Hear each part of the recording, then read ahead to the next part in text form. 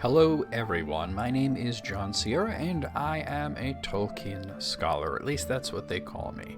I have been a fan of J.R.R. Tolkien and his work since the 80s, so very long time, pretty much my entire adolescence and adult life. That being said, I'm here to answer your questions about the works of J.R.R. Tolkien, whether it's The Hobbit, The Lord of the Rings, The Silmarillion, or any of his other books, or questions about him, or the themes in his work, or anything you can think of. And if you have a question, you can feel free to ask it in the comments.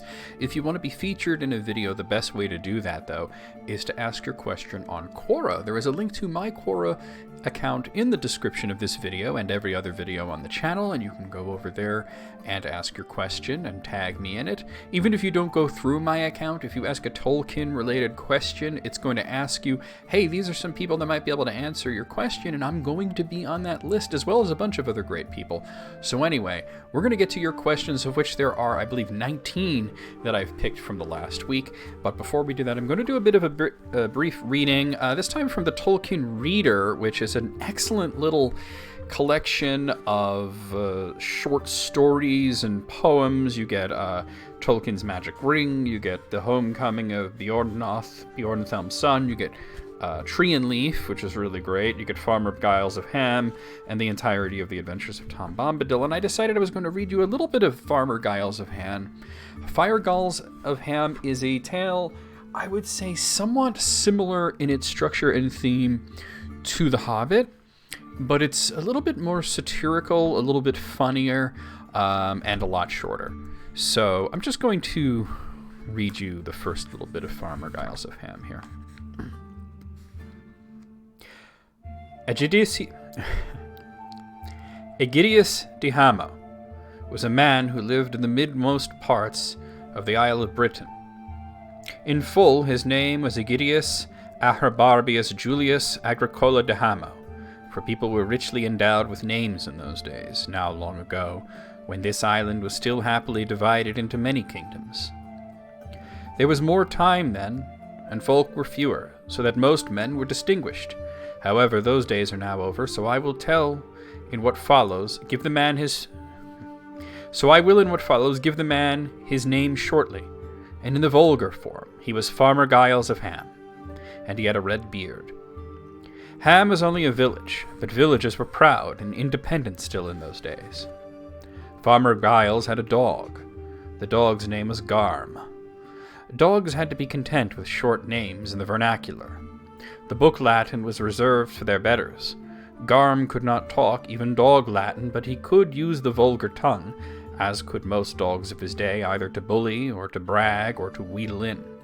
Bullying was for beggars and trespassers, bragging for other dogs, and wheedling for his master. Garm was both proud and afraid of Giles, who could bully and brag better than he could. The time was not one of hurry or bustle, but bustle had very little to do with business. Men did their work without it, and they got through a deal both of work and of talk. There was plenty to talk about, for memorable events occurred very frequently. But at the moment when this tale begins, nothing memorable had in fact happened in Ham for quite a long time, which suited Farmer Giles down to the ground. He was a slow sort of fellow, rather set in his ways and taken up with his own affairs. He had his hands full, he said, keeping the wolf from the door, that is, keeping himself as fat and comfortable as his father before him. The dog was busy helping him. Neither of them gave much thought to the wide world outside of their fields, the village, and the nearest market. But the wide world was there. The forest was not far off, and away west and north were the wild hills and the dubious marches of the mountain country. And among other things still at large, there were giants, rude and uncultured folks, and troublesome at times. There was one giant in particular, larger and more stupid than his fellows. I find no mention of his name in the histories, but it does not matter. He was very large. His walking stick was like a tree, and his tread was heavy. He brushed elms aside like tall grasses, and he was the ruin of roads and the desolation of gardens, for his great feet made holes in them as deep as wells. If he stumbled into a house, that was the end of it. And all this damage he did wherever he went, for his head was far above the roofs of houses, and left his feet to look after themselves. He was nearsighted and also rather deaf. Fortunately, he lived far off in the wild, and seldom visited the lands inhabited by men. at least not on purpose. He had a great tumble-down house away up in the mountains, but he had very few friends owing to his deafness and his stupidity and the scarcity of giants. He used to go walking in the wild hills and in the empty regions at the feet of the mountains all by himself.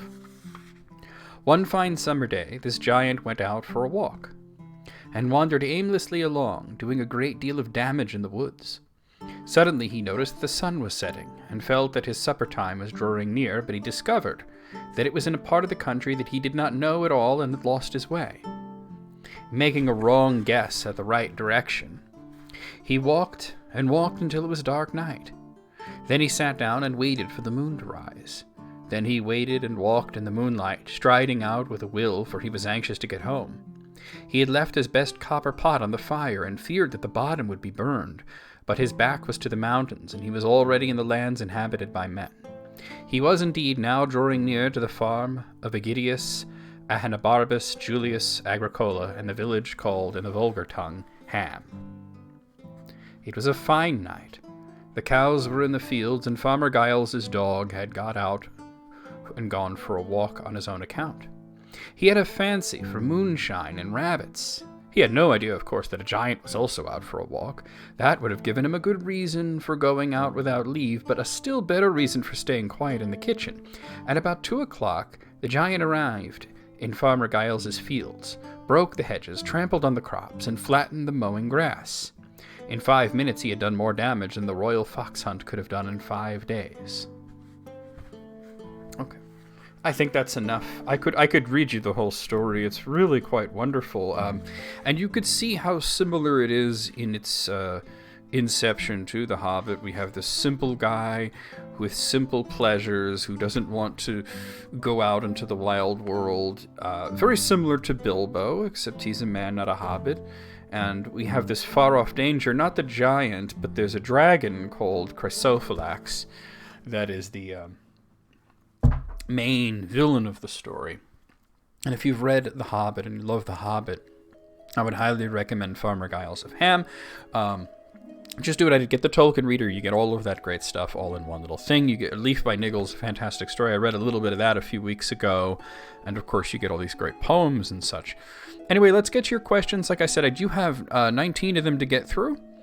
So let's start off here.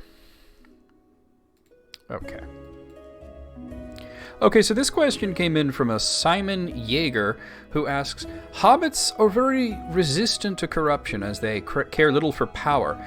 Is there any chance to truly corrupt a hobbit? Do they have any weaknesses that could be exploited by evil? Well, hobbits are resistant to corruption, not because they have a lack of ambition, but in overall, I would say an overall average higher strength of character. The idea that hobbits are difficult to corrupt because they don't want power mostly comes from the example of Samwise Gamgee, who was a ring bearer for a very brief time. The only visions that the One Ring could give to him were of himself as a great hero who made all of Middle-earth into a garden. Sam didn't want that. He was humble, and he only wanted a bit of garden for his own. It is important to note that Sam is not the typical hobbit. He's not the archetype here. He is not average. He is extraordinary. If we compare Sam to, let's say, Lotho Sackville Baggins, when Saruman gets all the credit for taking over the Shire, it was actually Lotho. He already did it. Saruman just sort of came in and took over Lotho's job and then disposed of him. He gave him what he needed, power, men to command. Lotho, for example, he banned beer in the Shire. Why? It wasn't some sort of moralizing. He didn't think that hobbits shouldn't drink beer because it's an alcoholic beverage or anything like that. He just didn't particularly enjoy beer.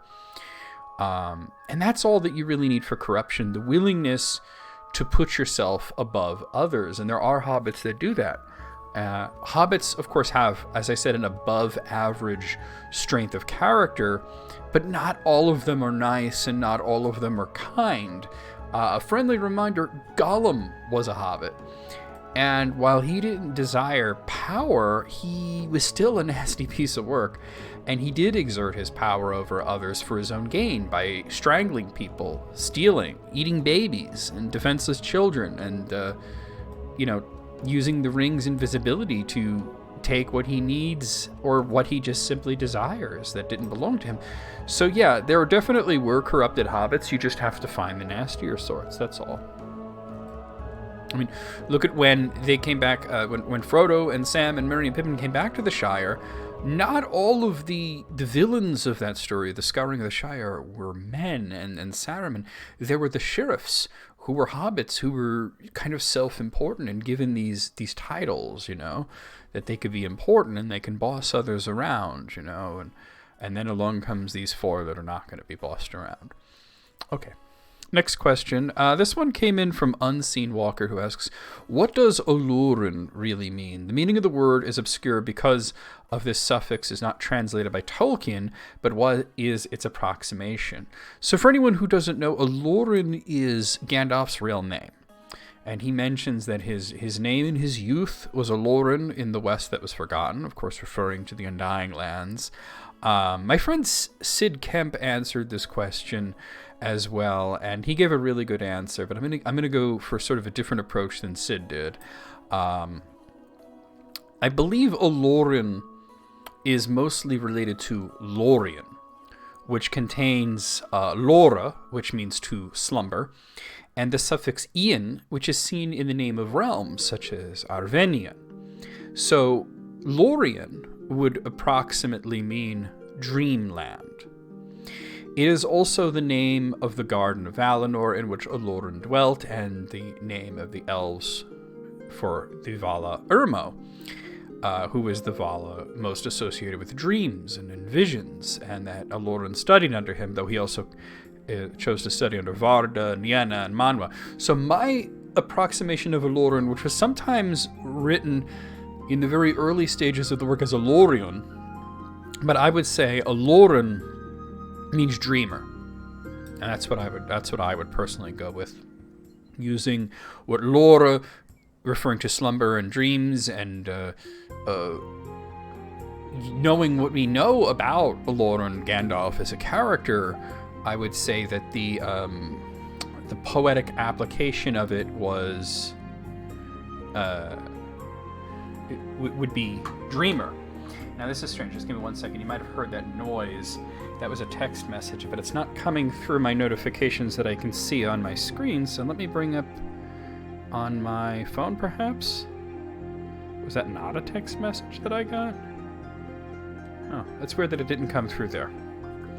Okay, well, anyway, let's move on to the next question. Okay, so the next one, this one came in anonymously. In The Lord of the Rings, what would happen if Gandalf told Frodo to meet with him in the Old Forest at Tom Bombadil's house instead of Bree? There's a lot of things going on here, but to simply answer the question, if Gandalf said, meet me at Tom Bombadil's house in the Old Forest, I think Frodo would have said, Tom who? Gandalf did not actually ask Frodo to meet him in Bree. He said that he would come to Frodo's house and they would start the journey together. This never happened. He never showed up. He had been detained by Saruman. Frodo did get a letter from Gandalf while he was in Bree, but this was only because Barlaman had neglected to send it. It was supposed to be sent to Frodo's house, and it was to tell him to leave without him, and that Gandalf would try to catch up with him on the road. If he had told him to go to Tom Bombadil in the Old Forest, Frodo would wonder, well, who the heck is Tom Bombadil, and why would I go into the Old Forest? Gandalf had no reason to send Frodo to Bombadil. Okay, next question. At the Prancing Pony, Aragorn... Oh, I like this one. At the Prancing Pony, Aragorn says, the enemy has set traps for me before now. Later, Aragorn says, to know that I have lived and walked the earth was a blow to his heart, I deem, for he knew it not till now. Who is the enemy, if not Sauron? So, I understand the confusion here. Both instances here actually do refer to Sauron. The enemy when it's in capital letters like that with a capital E and enemy in the first quote, it always refers to Sauron. Whenever anybody says the enemy and it's in capitals, they're talking about Sauron. These lines do seem to contradict each other when you put them side by side, but we're talking about two very different situations. In the second quote, where he mentions, I'm going to read it again for you. To know that I have lived and walked the earth was a blow to his heart, I deem, for he knew it not till now. So, in this context, he is Elendil's heir, master of the Palantiri, bearer of the Ring of Barahir, bearer of the Elisar, Narsil reforges Anduril, and he is here to reclaim his kingdom. Sauron did not know any of that information previously. In the first quote, he is Strider, chieftain of the Dunedain of the North, and not any friend of Sauron or Sauron's forces. He was also Thorongil, captain of Gondor and Rohan, and he was Estel, hope of Imladris and friend of Lothlorien. So at one point, he was just this guy that Sauron set traps for, Sauron's forces set traps for, because he was their enemy. But it wasn't until the conversation via Palantir that Sauron realized how big of a deal Aragorn really was. So that's what it really came down to. The enemy had set traps for him, but the enemy did not know who he was, just that he was somebody that was a thorn in the side of the Dark Lord. So I hope I made that make sense. Okay, next question. Oh, okay, now this one's a doozy. So this one came in from, it doesn't actually say. I thought it did. Okay. Well, actually it does say somewhere, doesn't it? I know that the person put their name on it somewhere. Okay. This one came in from Stan the Man. Stan the Man. And this is a doozy of a question. Here's Stan's question. This may be a basic question, but it has troubled me for a while, and would appreciate an explanation of how this works. It seems pretty clear that Sauron did not have access to the power in the ring during the Third Age, because preventing him from getting it is a huge point of the whole story. Sauron also had power to take shape again in the Third Age, even without the portion of his essence that was bound in the ring. My question is, why then is it so catastrophic to Sauron that the ring is destroyed and that portion of his essence is lost? Just to put simple arbitrary numbers to it, assume 60% of Sauron's essence is in the ring. He reformed using 40% of his total essence. When the ring is destroyed, it seems like the residual 40% is reduced to an extremely small number, forever rendering him impotent. Why then did the destruction of the ring seem to not only destroy the portion of his essence in the ring, but also a great portion of his essence outside the ring? Whew. Okay, so I want to tell you it's not a basic question. As you said, it's not basic. And you've tapped into something that's actually a little bit complex, but I'm going to attempt to answer it as simply as I can. Sauron did not really pour his essence into the One Ring. That's like kind of a lot of us go around saying he put his essence into the ring. It's not an improper term, but it kind of gives somebody the thought that he's pouring his actual self in. It's not a soul jar, as the case may be.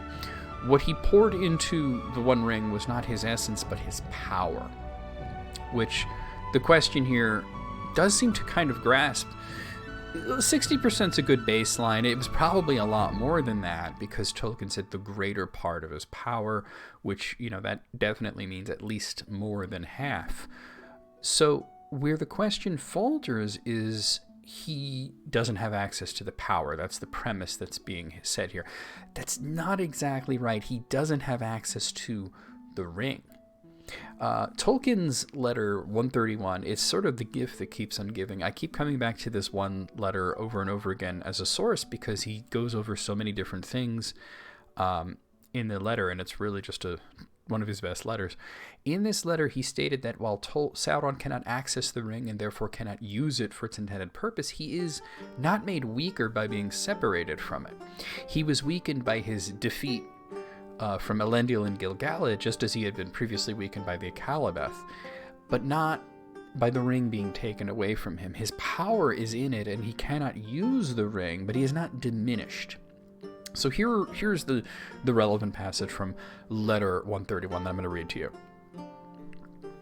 But to achieve this, he had been obliged to let a great part of his own inherent power, a frequent and very significant motive in myth and fairy story, pass into the One Ring. While he wore it, his power on earth was actually enhanced. But even if he did not wear it, that power existed and was in rapport with himself. He was not diminished, unless some other seized it and became possessed of it. If that happens, the new possessor could, if sufficiently strong and heroic by nature, challenge Sauron, become master of all that he had learned or done since making the One Ring, and so overthrow him and usurp his place. This was the essential weakness he had introduced into his situation in his effort, largely unsuccessful, to enslave the elves, and in his desire to establish a control over the minds and wills of his servants. There was another weakness. If the One Ring was actually unmade, annihilated, then its power would be dissolved. Sauron's own being would be diminished to the vanishing point, and he would be reduced to a shadow, a mere memory of malicious will, but that he never contemplated nor feared. The ring was unbreakable by any smithcraft less than his own. It was indissoluble in any fire, save the undying subterranean fire where it was made, and that was unapproachable in Barad-dur. Also so great was the ring's power of lust that anyone who used it became mastered by it. It was beyond the strength of any will, even his own, to injure it, cast it away, or neglect it, so he thought. It was, in any case, on his finger. So, you see, it's not that he lost access to his power, he lost access to the ring and what the ring could do for him, but when the ring was destroyed, the power within it, it broke him. It broke his power, and he could never access that again, so that's what really finished him. Okay, next question. Could Gandalf have defeated Sauron by himself if he had been sent to Mordor, considering his power? No, and then maybe, but definitely no, and it wouldn't matter anyway. Gandalf was not as powerful as Sauron, and in fact he feared him. In Valinor, when he was called by Manwë, Olórin, that is to say Gandalf, stated that he did not wish to go to Middle-earth, for he was weak and he was afraid of Sauron. Manwë told him these are the reasons that he must go. To make matters worse, he was incarnated into a real body, and that made him significantly weaker. Gandalf the Grey was no match for Sauron. Now Gandalf the White, imbued with extra power from Ilúvatar, may have been able to defeat Sauron in a one-on-one battle, but this was a bad idea. Gandalf disabused Aragorn, Gimli, Legolas, and the reader of this notion when he said that while he was Gandalf the White, black is mightier still. This does not mean that he would necessarily lose in a one-on-one battle, but that there was never going to be a one-on-one battle. Sauron would not come out to face Gandalf alone. He had armies. Gandalf was still an incarnate, closer to his full power, but still an incarnate. Sauron was weaker than he had been in the past, but he had vast armies. Black was mightier indeed. So here's where I get into the point where it doesn't even matter. It was never about defeating Sauron, as he had been defeated many times in the past, but always came back. And the forces of good were getting weaker. Destroying the One Ring was the only way to ensure that he would trouble the world no more. Okay, next question. Alright, okay, here we go with this. Who would win in a battle between Sauron versus Zeus and Ares, or Sauron versus them in one-on-one battle? Now, so I don't normally indulge in this sort of thing, who would win battles, but sometimes they're fun. A little bit of hypothetical battle scenario, as a treat. Sauron doesn't win these battles. It's not even close. As a matter of fact, he's smart, and he's wise enough to not engage in that sort of battle. Zeus and Ares, regardless of whether, whatever version of them, whether it's the Greek myth or pop culture or whatever, they're gods. Sauron is an angel. Now, Tolkien's world is monotheistic. There's one god with a capital G, and the gods with a lowercase g, they're really angels that call themselves the Valar. Or at least that's what the elves call them, the Valar. Sauron is not one of the Valar. Sauron versus Zeus and Ares, that could happen in Tolkien's Legendarium, because you could say that Zeus is Manwë and Ares is Tulkas. The Tulkas, even Sauron's master Morgoth was afraid of Tulkas. He feared him. Morgoth was supremely powerful. But he was also craven, and he did not relish in battle. And Tulkas loved to fight, and his booming laughter as he went to war scared the heck out of Morgoth. There's just no scenario where Sauron could do anything to Zeus or to Ares. He would quite literally hide from them. That's what would happen. Okay, fun question though. Okay, next question. Was Saruman's opinion about Sauron incorrect? Did he have a good understanding of Sauron? Saruman misread the situation really badly, and that's what led to his fall from grace. Saruman, in his role as the White, he's essentially supposed to be the big good, the representative of the Valar in Middle-earth, and he really botched that. He botched everything. He took over Isengard with permission from Gondor, and nearby Rohan was very happy to have a wizard close to their borders. However, Saruman had more of an interest in things and devices than he had in people. Well, Gandalf was doing things correctly. He was building friendships and bonds with all the different peoples of Middle-earth, and he was fostering friendships and bonds between all the different peoples of Middle-earth. Saruman was looking for a way to defeat Sauron with devices. Sadly for him, the device he chose was a palantir. In looking through the palantir, Saruman was able to contact Sauron directly, and he had this idea in his head that he could lie to the Dark Lord. Saruman's plan was to make Sauron believe that he was joining him, and in getting into Sauron's good graces, he could usurp him and replace him, and use the Dark Lord's power for good. That was a foolish plan. Gandalf detailed in The Lord of the Rings the reasons why that's foolish, but it was also just flawed from the get-go, because as said in Unfinished Tales, you can't really fool a trickster, and Sauron knew immediately from first contact that Saruman was full of it.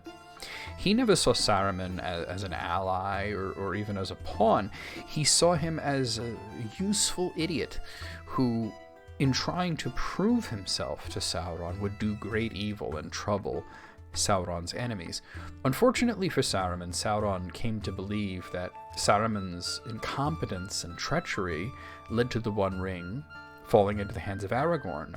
We know that's not true, but that's what Sauron believed.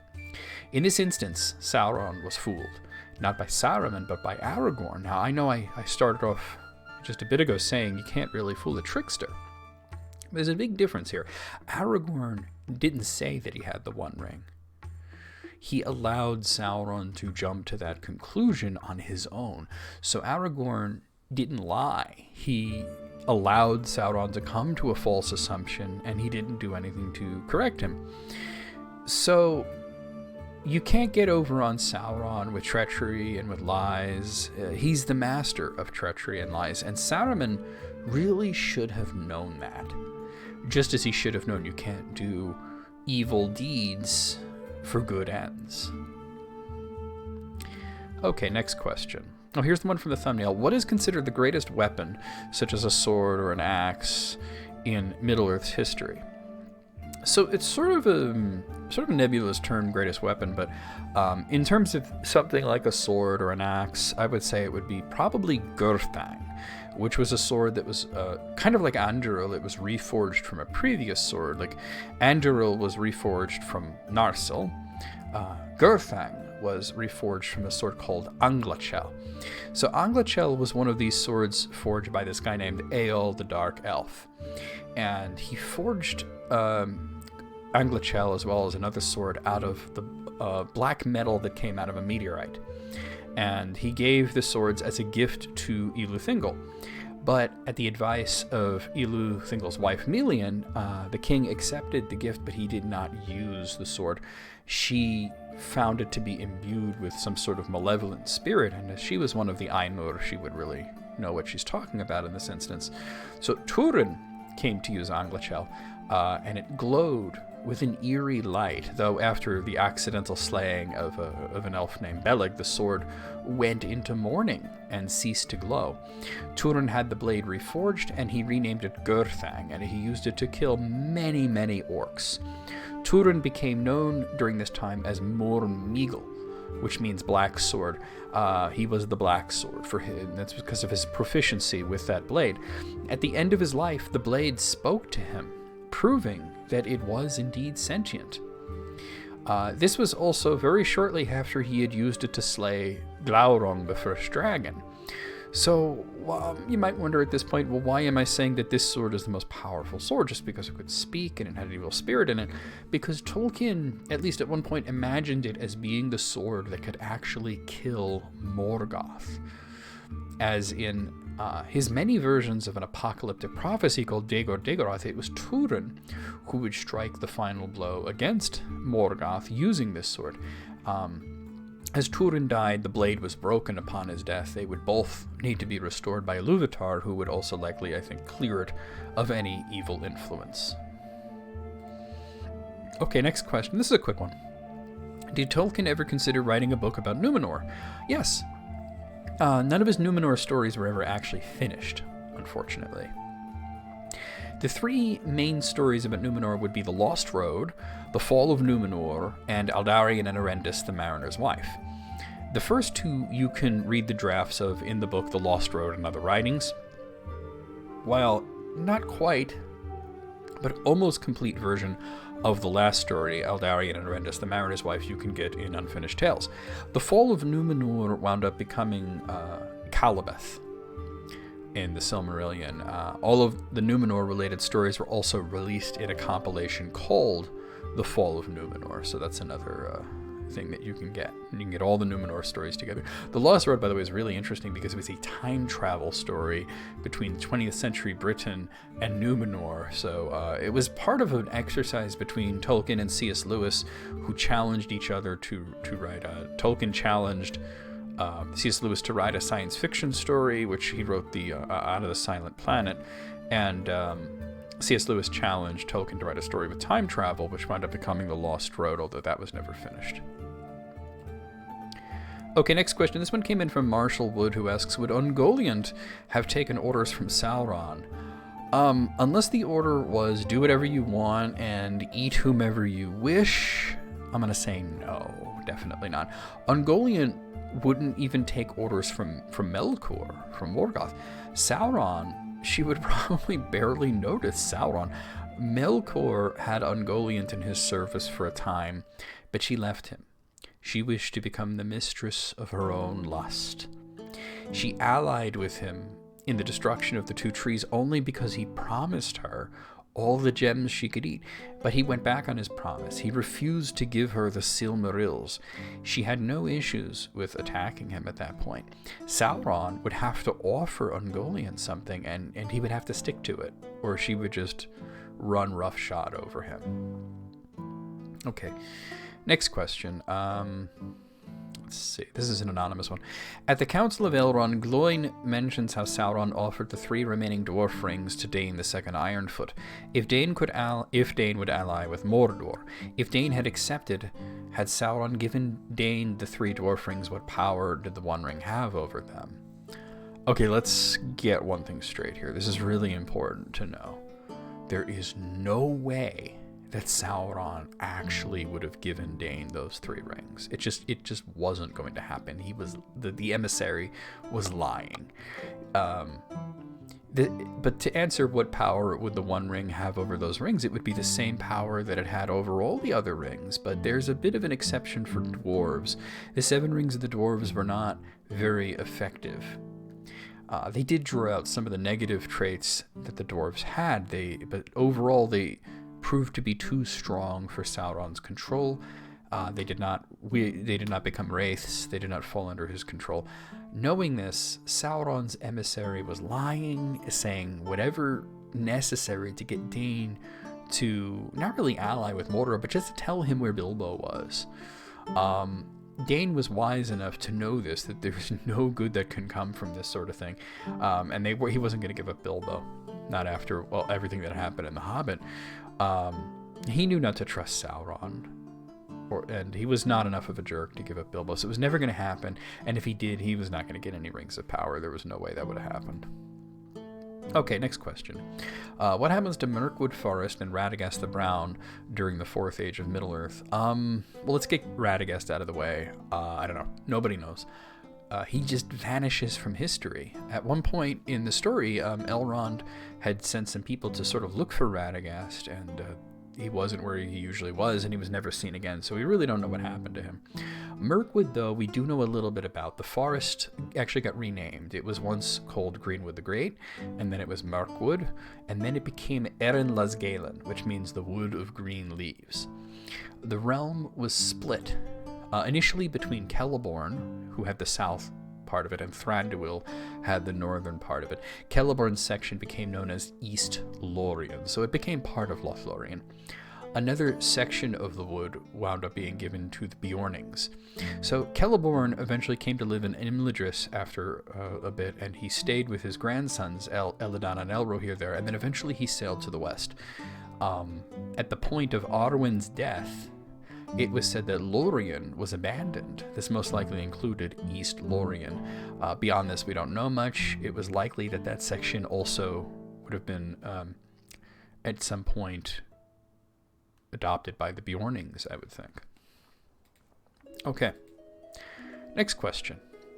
What are some questions about Middle-earth to which not even Tolkien himself knew the answer? Well, there are several questions that Tolkien fielded that he said what amounts to "I don't know." I'll detail one, and I'll explain his reasoning. The one that Tolkien shied away from giving answers to and giving what amounts to "I don't know" is what became of the Entwives and the Entmaidens, which Treebeard says they disappeared on their travels and they never returned. Tolkien postulated that they may have died. And there's been fan speculation that would put Sauron as the likely culprit. He was burning forests to halt the advance of the Last Alliance at the same time period and in the same space that the Entwives and the Entmaidens were last seen. Does this mean that it is canon that they all died? No, certainly not. The author only offers a possible thought. I fear they may have died. He doesn't say for sure. And the explanation that I mentioned as to how they may have died was cooked up by various fans and scholars, which is the point. Tolkien could have, if he wished, answered the question or answered any question that was asked of him, but for his world to feel real, to be living and breathing and thriving in our hearts and in our imaginations, not everything should be explained. There needs to be some mysteries, and he leaves breadcrumbs. And these breadcrumbs allow us to surmise answers to these mysteries. And these sorts of things are the very reason that I'm here, that we're talking about The Lord of the Rings 7 decades later. So there were, of course, other things that Tolkien said he didn't know the answer to, but this is the one that always sort of sticks out to me, because he didn't just merely refuse to answer on the grounds that he does not have the information, but he offered a guess. In this case, Tolkien sort of steps into the shoes of a fan, giving speculation, prompting us to either take him at his word or to fill in the blanks, or even reason that he may have been wrong, that maybe they didn't die, maybe they're out there somewhere. So there's a lot of different ways that you can interpret what he said. Okay, next question. Are there any peaceful places in Middle-earth besides Valinor? Oh, okay, let me just correct one thing. Valinor is not in Middle-earth. Middle-earth, a lot of people get this wrong, and it's not that big of a deal, but I'm going to explain it. Middle-earth is not the planet. It's not like Middle Earth is the whole world. Middle Earth is a continent. Valinor is part of the Undying Lands, which is a continent called Aman and some small islands, including Eressëa. Valinor is the country where the Valar live, though some elves also live with them, such as the Falmari. It was not always peaceful. This is where Melkor and Ungoliant destroyed the 2 trees. And there was an issue before that with Feanor threatening his half-brother Fingolfin with a violence, with a sword. And that's something the Valar had to admonish him for and punish him for. Most of the elves lived in a nearby land called Eldamar, though they often came to Valinor for various functions. The fact that Ungoliant lived in the Undying Lands proves that there is danger there, just as there's danger anywhere. As far as peaceful places go, Valinor is probably the most peaceful place in all of Arda. That's the planet Arda. And if you're wondering, what does that mean? What does Arda mean? It means Earth. So there you have it. But that's not meaning that Middle-earth doesn't have places that are peaceful. It's just that there's nowhere that's peaceful all of the time. Even the Shire, which is a very peaceful place, saw conflict against wargs in the past and Saruman in the late Third Age. The Elvish realms tended to be the safest and the most peaceful, especially the ones that were under the protection of the Rings of Power, Lindon, Lothlorien, and Imladris. So I would say that those are the peaceful places where the elves dwell, not the high elves at least, not so much the wood elves. Mirkwood was very dangerous, but yeah, there were a lot of peaceful places. Even Moria was very peaceful at one point, So there's always places that are generally peaceful until something happens, just like in real life. Okay, next question. We're getting through this rather rapidly. I picked a lot of questions, but a lot of them are shorter. And here's a short one. What is the reason behind Sauron's fortress being called Barad-dur? So Barad-dur, that's Elvish. The elves named it Barad-dur. They tend to name everything, even things that were created by their enemies. They even name their enemies. The actual name of the tower would be Lugbers, which is black speech of Mordor, and it means dark prison. Barad-dur is Sindarin, which is an Elvish language, and it means dark tower. The usage of burs for dark in the black speech may be literal, that it is actually dark there. Well, the Elvish dur, which means dark, but that means dark as in evil. So it's like dark tower is an evil tower, where Lugbers is dark prison, as in it is a prison and it is dark. This is on brand for the elves. They give everything a name, even things that were created by their enemies, and even their enemies, as I mentioned. Sauron means the abhorred. That's what the elves called him. His actual name is Myron. It means the admirable, but they started calling him... They gave him 2 names. They called him Sauron, and they called him Gorthaur, which means the cruel. So, Sauron was the one that stuck. Okay, next question. Oh god, this question. Okay, here we go. As fans of Tolkien's works, what should we call ourselves? So this is interesting because I was mainly interested to see what other people said in their answers. So I looked at all of the answers here that people wrote. One person said Inklets. I guess that would refer to the Inklings, which is a group of the writers guild that Tolkien was in. Somebody else said Tolkienists. Let's see. Tolkienites is another person said that. So, I mean, there's a bunch of different answers here, but let me give you my answer. So, I call myself John. I don't want anybody to call me anything else, to be honest with you. The idea of a name for people in a fandom, it kind of comes from Star Trek. Star Trek fans, they call themselves Trekkers. Other people call them Trekkies. The latter, it's a little more derogatory, I feel, while Trekker, not so much. But I think that Star Trek fans have probably spent as much time arguing over what to call each other than they have talking about Star Trek. which is the point that I want to make. I have no desire to put myself into a group and give myself a cutesy nickname like that. I kind of find it very off-putting, if I'm being honest. I use Star Trek as an example because I like Star Trek. I'm a fan of Star Trek myself, but I don't call myself a Trekker. I don't call myself a Trekkie. I don't go to conventions. If someone calls me a Trekkie, I'm going to tell them, no, I'm a fan of Star Trek. I'm not a Trekkie. The issue is that in all fandoms, like all fandoms, Tolkien fans are diverse in demographic and diverse in personality.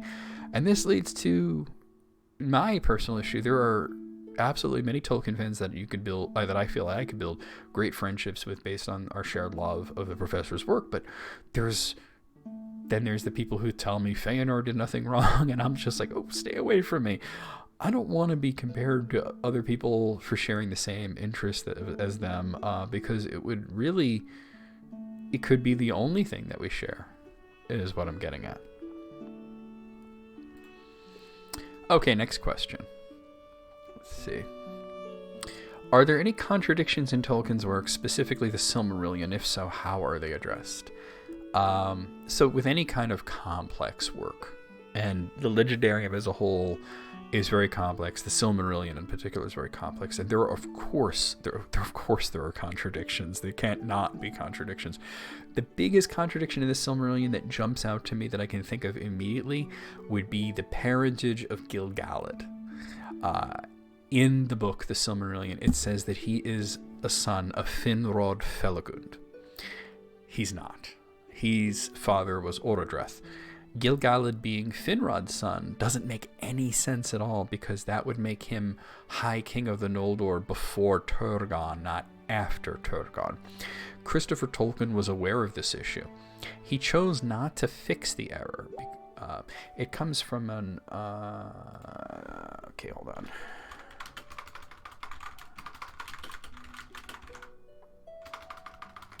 Sorry, I have to wrap this up quickly. It comes from an older draft where Finrod was a different character. He was, Finrod referred to Fingon. It gets kind of complicated. I don't want to get into that right now because, like I said, I do have to wrap this up because I gotta let the dog out. But he had changed his mind. He didn't want Gil-galad to be a son of Fingon or Finrod. He wanted him to be the son of Ondufur, as I said. I'm not Ondufur, Orodreth. I always get those two confused. Orodreth, not Ondufur. Ondufur is Thranduil's father. He chose not to fix it because it would require him to rewrite a lot of his father's work, and he was not comfortable with that. The fact that the Silmarillion was unfinished and published after the author's death and edited by his son, who did not really wish to muck around too much with his father's work, this leads to a lot of little inconsistencies and some big ones in his work, and Tolkien was trying to stamp all those out, especially in The Lord of the Rings, but in all of his work he wanted to get rid of as many of those issues as he can, but eventually he had to give up.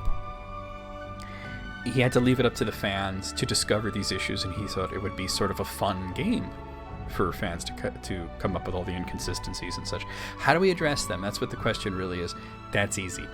The works were not written by Tolkien, they were translated by Tolkien. The Hobbit is Bilbo's travelogue, The Lord of the Rings was written by Frodo and Sam, the Silmarillion is Elvish lore that was translated by Bilbo, and we can just say Bilbo made an error, or the elves wrote something wrong, and there you have it.